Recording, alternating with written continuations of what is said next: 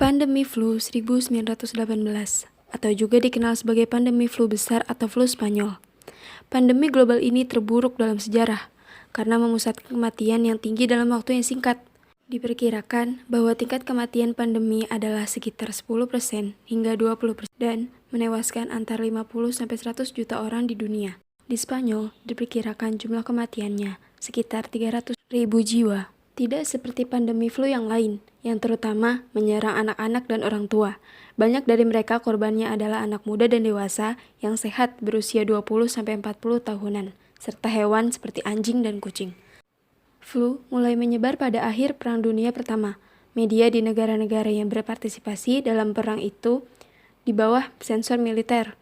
Jadi mereka menyembunyikan pandemi. Namun Spanyol bersikap netral, dilaporkan dalam pers pada kasus-kasus baru menggunakan nama-nama seperti demam dalam 3 hari, prajurit Napoli, atau penyakit modis. Tampaknya, dikarenakan Spanyol adalah satu-satunya negara yang terkena dampak, inilah sebabnya mengapa penyakit ini dikenal di seluruh dunia sebagai flu Spanyol. Gilbert Mitchell, seorang juru masak di Camp Fort Riley di Canas, Mitchell memasuki pagi hari tanggal 4 Maret 1918 dengan demam tinggi dan sakit kepala ke rumah sakit. Dan beberapa jam kemudian, ada lebih dari 100 kasus dalam perawatan. Jadi, mereka harus mengatasinya sebuah hanggar untuk merawat pasien. Gejala penyakit ini adalah demam tinggi, sakit telinga, kelelahan tubuh, diare, dan sesekali muntah. Dan kadang-kadang kesulitan bernafas dan mimisan.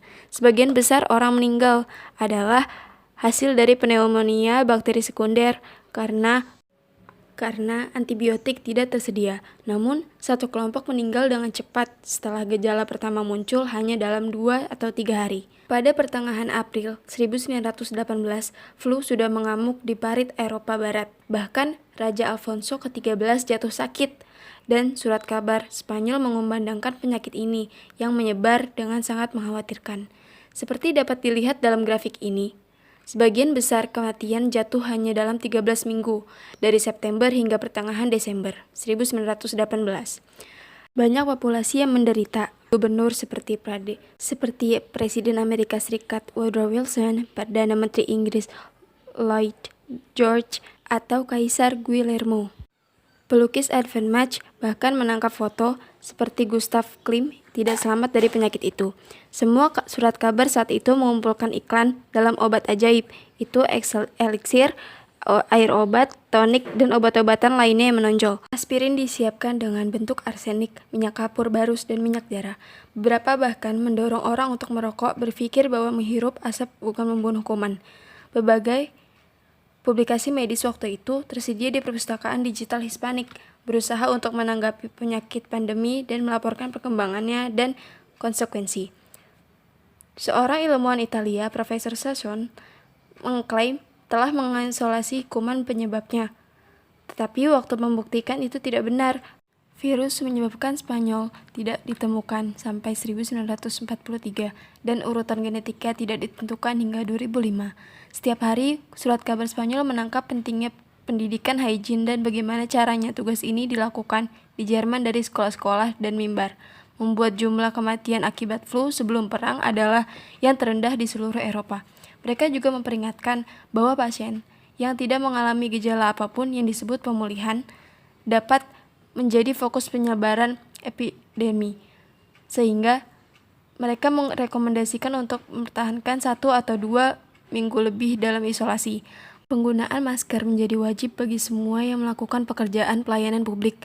Langkah ini adalah rekomendasi kesehatan yang dibuat untuk seluruh populasi untuk mencegah penyakit menyebar dengan mudah. Pemerintah mulai mengambil langkah-langkah pencegahan untuk mencoba menghentikan krisis ini. Teater, sirkus, bengkel, pabrik, dan tempat-tempat umum diidentifikasi dan beberapa cara ditangguhkan. Dilarang mengimpor barang dari Maroko, orang asing memasuki populasi diidentifikasi.